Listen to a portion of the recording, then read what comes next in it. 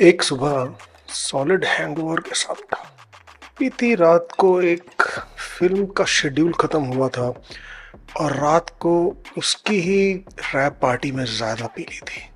कमरे की खिड़की से आती सूरज की किरणों से आंखों ने एडजस्ट किया तो वहीं उसके नीचे मेरा बैकपैक मुझे देख रहा था और मैं उसे पिछले 5 सालों से मैं और मेरा बैकपैक इंडिया की काफी सारी जगह घूम के आ चुके थे। तो आज शायद मेरे बैकपैक को पता लग गया था कि मेरे बैंक में कुछ पैसे आ चुके हैं, तो वो एक टक मुझे देखता जा रहा था। तो बस उठकर मैंने बैकपैक में कुछ कपड़े ढूंढे और नहा धोकर बैकपैक उठाकर ट्रेन स्टेशन पहुंच गया। अभी भी हल्का फुल्का हैंगओवर तो था ही। सामने प्लेटफॉर्म पर कलकत्ता जाने की गीतांजलि एक्सप्रेस खड़ी दिखी तो जल्दी से करंट टिकट खरीद कर उस पर चढ़ गया। अभी स्मार्टफोन के आने से पहले का टाइम चल रहा था, तो अपने नोकिया के फ़ोन को मैंने अपनी कार्गो शॉर्ट्स की जेब में डाला और ट्रेन के दरवाजे पर अपने बैकपैक के सहारे बैठ गया।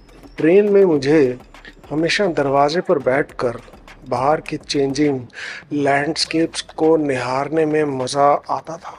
और वैसे भी हर कोई 2 घंटे के बाद बदलती मिट्टी एक अलग ही नशे की सुगंध देती थी। इस ट्रेन में ज़्यादा भीड़ नहीं थी तो टिकट चेकर ने कुछ एक्स्ट्रा पैसे लेकर एक बर्थ दे दी, लेकिन मैं दरवाजे पर मुंशी प्रेमचंद की गोदान किताब लेकर बैठ गया और पढ़ने लगा। कलकत्ते की ट्रेन में मैं बैठ तो गया था, लेकिन अभी कोई मंजिल तय नहीं की थी। अब आगे पता नहीं था कि मेरी ज़िंदगी में कौन सी नई फिल्म बनने वाली है। फिर बस ऐसे ही किताब पढ़ते पढ़ते और रिलैक्स करते करते रात को अपनी साइड बर्थ पर जाकर अपने बैकपैक को तकिया बनाकर सो गया। कोई सुबह 5 बजे आंख खुली तो बर्थ से दरवाजे पर जाकर खड़ा होकर सूरज की उभरती लालिमा के मज़े लेने लगा। पीछे से चाय चाय की आवाज़ आई तो 2 रुपए देकर एक कप चाय और कोई लोकल बिस्किट ले लिए। वहीं दरवाजे के सारे खड़ा होकर बिस्किट चाय में डुबो कर खाता रहा और बाहर की आती ठंडी हवा मेरे बालों को सहलाती रही। थोड़ी ही देर में ट्रेन स्लो होने लगी। सामने के कुछ नज़ारे चेंज होने लगे। एक लंबी और ऊंची सी तारों की बाढ़ सी गुजरने लगी। फिर एक मिलिट्री के मचान भी आई जिस पर हथियार लिए एक आर्मी का जवान खड़ा था और थोड़ा आगे जाकर एक और मचान पास हुई जिस पर एक और जवान खड़ा था। मैंने ऐसी मचान पुणे के आर्मी कंटोनमेंट एरिया में देखी थी, तो मुझे लगा शायद कोई आर्मी कंटोनमेंट एरिया होगा। कुछ देर बाद धीरे धीरे चलते चलते ट्रेन एक छोटे से स्टेशन पर जाकर रुक गई। ये इसका शेड्यूल स्टॉप नहीं लग रहा था क्योंकि ट्रेन में किसी के भी उतरने की हरकत नहीं हुई थी। चाय का कप लेकर मैं स्टेशन पर कूद गया और खाली कप सामने के टूटे हुए कूड़ेदान में डाल दिया। स्टेशन की छोटी सी बिल्डिंग के पीछे कुछ दूर बाद छोटे मोटे घर दिख रहे थे। शायद उसके आगे कोई गांव था। प्लेटफॉर्म पर थोड़ा आगे चला तो मैंने स्टेशन का नाम पढ़ा, हनुमानगढ़, इंग्लिश में लिखा था और उसके नीचे साउथ इंडियन लैंग्वेज में भी लिखा था। अब वो तमिल थी या तेलुगु मुझे पता नहीं, लेकिन ट्रेन आंध्र प्रदेश में से जा रही थी तो मैंने एज्यूम कर लिया कि तेलुगु ही होगी। सुबह सुबह पक्षियों की आवाज, एक साइकिल की घंटी और सुकून वाली हवा ने मुझे चुपके से कहा, यहीं उतर जा। बस फिर क्या था, अपनी बर्थ पर जाकर अपना बैकपैक ले आया और स्टेशन पर वापस कूद गया। लेकिन कूदने पर मेरे बैग की एक तनी दरवाजे के हैंडल में अटक गई और इधर मेरे नीचे उतरते ही ट्रेन की सीटी बजी और चल पड़ी। जल्दी से मैंने बैग की तनी निकाली और बैग को ठीक करके स्टेशन की छोटी सी बिल्डिंग की तरफ चल पड़ा और मेरे पीछे ट्रेन मुझ अकेले को प्लेटफॉर्म पर छोड़कर आगे अपने गंतव्य की तरफ चल दी। मैं मुस्कुराते हुए स्टेशन के बाहर कदम बढ़ा रहा था कि मेरे बैकपैक की तनी फिर से एक साइड के छोटे से खंबे में अटक गई। मैंने फिर से उसे निकाला और बैग को टाइटली अपनी पीठ पर बांध लिया और तभी मैं स्टेशन के बाहर अपना कदम रखने ही वाला था कि बिल्डिंग में से सादी वर्दी पहने एक 5 फुट 2 इंच का और कोई 90 किलो का सरकारी कर्मचारी चिल्लाता हुआ मेरी तरफ आया। वो जोर जोर से मुझे कुछ बोल रहा था और मुझे कुछ समझ ही नहीं आ रहा था क्योंकि तेलुगु मुझे आती नहीं थी और वो बोलता ही जा रहा था और मुझे तेलुगु फिल्म की कॉमेडियन की याद आ रही थी। नाम तो मुझे पता नहीं था और वो काफ़ी सारी मूवीज़ में एज कॉमेडियन दिख जाते थे। उनको देख मुझे हंसी भी आ रही थी जो मैं कंट्रोल कर रहा था। और बोलते बोलते वो मेरे पास आके खड़े हो गए और उनके इशारे और बोलने के तरीके से लग रहा था कि वो कह रहे हैं जाओ, दफा हो जाओ यहाँ से। और मैं सोच रहा था जाओ मतलब क्या, शायद मैं गलत भी हो सकता हूँ। फिर जब बोलते बोलते वो थक गया और बीच में उसने सांस ली तो मैंने कहा hotel, guest house, you know any hotel, guest house, hotel hotel. और मैं इशारे भी कर रहा हूँ साथ साथ में, hotel guest house, hotel guest house. अब मेरी इंग्लिश और उसकी तेलुगु, वो मुझे कुछ समझाए और मैं और कुछ पूछूं, लेकिन बात नहीं बनी। मैंने स्माइल किया और स्टेशन के बाहर कदम रख दिया। ये कदम ऐसा था जैसे कोई नई ब्याही पराये घर जाती है और इस दुल्हन को पता नहीं किस टाइप के घर में जा रही है। बाहर नज़ारा देखा तो सुनसान टाइप का था। मौसम खुश्क था और लग रहा था कि कुछ घंटों में गर्मी शायद बढ़ जाएगी। वहीं स्टेशन के बाहर कोई दो साइकिल साइड पर खड़ी थी और मुझे दूर वही छोटे झोंपड़ी नुमा घर दिख रहे थे। मैं साइकिल के पास जाकर खड़ा हो गया और वो स्टेशन मास्टर कुछ बोलते बोलते साथ वाले पत्थर पर बैठ गया। इतनी देर में पीछे की झाड़ियों में से दो आदमी बाहर चलकर आए। दोनों ने सफेद रंग की लुंगी और शर्ट पहनी थी। उन दोनों ने मुझे नोटिस किया, फिर मुझे घूरते रहे और उनके बढ़ते कदम मेरे पास आकर रुक गए और मुझे अजीब तरह से देखने लगे।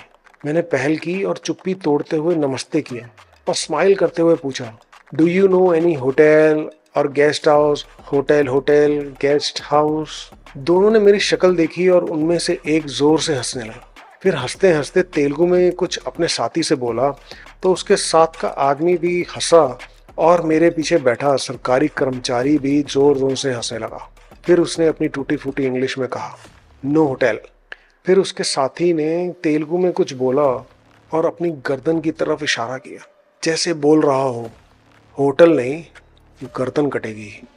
अब यहाँ मेरी स्माइल चली गई और वो तीनों जोर जोर से हंसने लगे। तो जिस आदमी को मेरी थोड़ी बात समझ आई वो आगे आया और अपनी टूटी इंग्लिश में बोला, hotel no, guest house no, bullet yes, you go are you bullet. मैंने फिर इधर उधर देखा, फिर स्टेशन को देखा जहाँ प्लेटफॉर्म खाली पड़ा था। मैं फिर उनकी तरफ मुड़ा। मैंने कहा, गो वेयर, ट्रेन नो।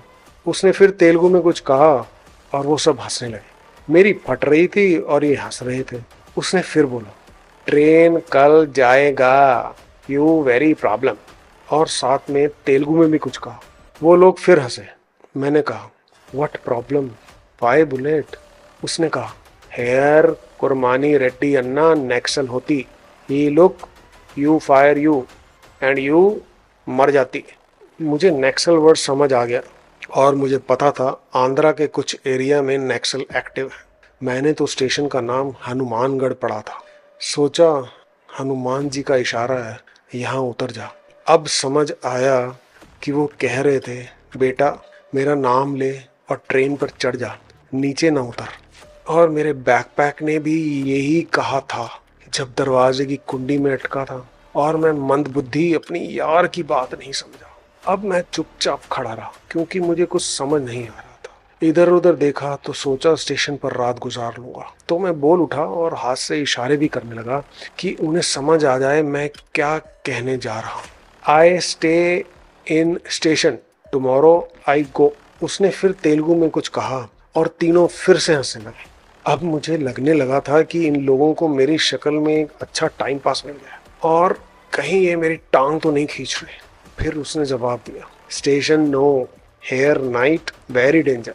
फिर तीनों ने एक दूसरे को देखा, कुछ आपस में बात की और फिर वो बोला, you come my house, village. उसने इशारे से बोला विलेज। अब यहाँ पर मेरे अंदर कंफ्यूजन का माउंट एवरेस्ट खड़ा हो चुका था कि ये हेल्प कर रहा है या मुझे अपने रेड्डी के पास रेडीमेड बनाकर सर्व करने के लिए ले जा रहा है। लो रेड्डी अन्ना, शूटिंग प्रैक्टिस कर लो। वो तीनों मेरी तरफ देख रहे थे और मेरे दिमाग में शूटिंग प्रैक्टिस चल रही थी। और फिर मेरे पीछे से सरकारी आदमी ने आगे बढ़कर मेरे कंधे पर हाथ रखा और तेलुगु में प्यार से कुछ कहा और इशारे किए कि इसके साथ चला जा। सरकारी आदमी की बात में मुझे प्यार महसूस हुआ तो मैंने गर्दन के इशारे से हाँ कर दी। वो आदमी फिर बोल उठा, यू कम वी गो। उसने वहां खड़ी एक साइकिल को सीधा किया और उस पर बैठ गया और मुझे इशारे से पीछे कैरियर पर बैठने के लिए बोला। पॉ पॉ सिट सिट। मैंने अपना बैकपैक टाइट किया और उसके पीछे दोनों टांगे दोनों तरफ लटका कर बैठ गया। दोनों ने पीछे से साइकिल पकड़ ली ताकि हम गिरे ना। मैंने स्माइल की और उन्होंने साइकिल को धक्का दे दिया और साइकिल चल पड़ी और वो दोनों मुझे टाटा करने लगे और मैं भी एक हाथ से टाटा करने लगा और दूसरे से साइकिल की सीट टाइटली पकड़ ली।